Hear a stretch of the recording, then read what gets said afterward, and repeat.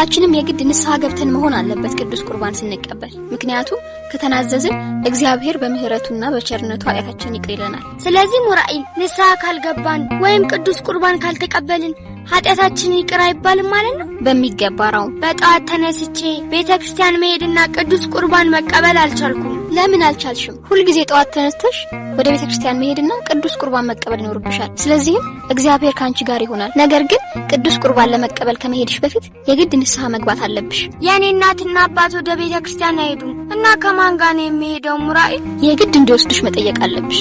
እሺ አይሉም። እናም ጊዜ የለኝም ይሉኛል። እኔ ቤተክርስቲያን መሄድና ኃጢአቴን ተናዝዤ ቅዱስ ቁርባን መቀበል እፈልጋለሁ። እንዳትበሳጪ፣ እኔ አባ ዮሐንስን እልክባቸዋለሁ። እናም ሁሉ ጊዜ እሁድ እኔ ቤተክርስቲያን ይዤሽ ለመሄድ ፍቃደኛ ነኝ። እኔም ፍቃደኛ ነኝ ሙራኤል። ችግር የለውም።